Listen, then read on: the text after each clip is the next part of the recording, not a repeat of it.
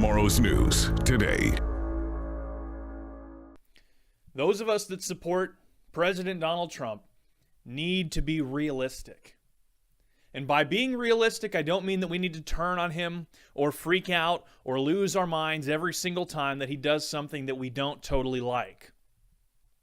When I say that we need to be realistic, what I'm saying is that we need to understand that the president is human. He is under immeasurable pressure from innumerable adversaries, and he has very, very, very few people around him that are there to support his agenda and help him accomplish it as the American people voted for him to do. Not only does he have very few people, but the few that he did get into the administration when it started, many of them have already been removed by nefarious deep state agents. So when I say that we need to be realistic, what I'm saying is that we need to understand that the president cannot do everything perfectly. There are two different things that need to be learned from two different groups in the Make America Great Again movement.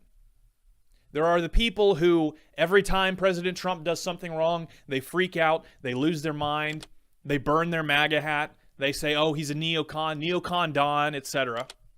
And then there are the people who every time he does something wrong, they try to spin it and say, oh, he's so brilliant. He did something so amazing. Both of those people have incorrect and unhealthy reactions to what the president has done wrong. The truth is that he's a human being. He's not perfect. He has a lot of pressure from a lot of bad people. He's going to make some mistakes. So the proper response is not to turn on him and hate him. The proper response is not to pretend that what he did wrong is actually super awesome and great. The proper thing to do is recognize that he made a mistake, but offer constructive criticism and spread the word around so hopefully he can see it. And if he doesn't see it, hopefully at least the rest of his base does, and we can understand what has gone wrong and how it can be avoided in the future. I get a lot of comments from both sides of these groups. I get a lot of comments saying, Jake, why don't you point out the negative things that Trump has done? Why are you always praising him? And then when I do point out the things that he has done wrong and I try to offer some constructive criticism, I get a lot of people saying, how dare you turn on him? Who would you have voted for? Maybe we should vote for you, Jake. And I understand both of these groups. I'm not here to scold either one because I understand where both groups are coming from. I understand it. I get disappointed sometimes. Sometimes I feel like people can... There have been times where I felt like Ann Coulter has been too hard on him. And then there are times where I feel like we're not being hard enough on him. So I understand both groups. But I'm here to try and help teach the MAGA movement as it grows that there are things that we need to learn. Not everything is perfect. There will never be a perfect candidate. Never will there be a perfect president.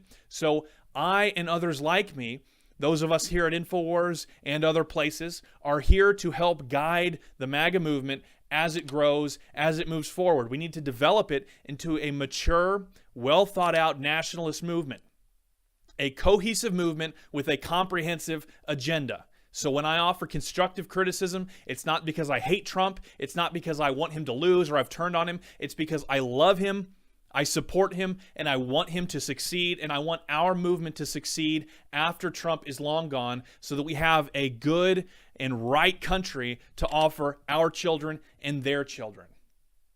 And if you want to see that happen, if you want us to continue to be here in order to help this movement grow, in order to continue to support President Trump, to give constructive criticism when he's wrong, and to cheer him on when he's doing the right thing, and to help educate those of us who don't have the time to do this full-time 24/7, if you want that to continue, I need you to know that President Trump is not the only one that is under constant attack from all sides. InfoWars is facing an onslaught of censorship, legal warfare, and a plethora of other threats, existential threats. If you want to help us, there are multiple ways that you can do so. If you can afford to, please go to InfoWarsStore.com and buy one of our amazing products there. You get a great product and you get to support us so that we get to keep going and keep fighting. Whether you can afford it or not, I do ask that you spread the links to these videos and others. Go to Infowars.com. Spread the links to the articles there. They've kicked us off Facebook, YouTube, Twitter, etc. Share these videos Whatever social media that you have, spread it to all your friends so that we continue to grow our audience and our movement in the face of this globalist onslaught. My name is Jake Lloyd, reporting for newswars.com.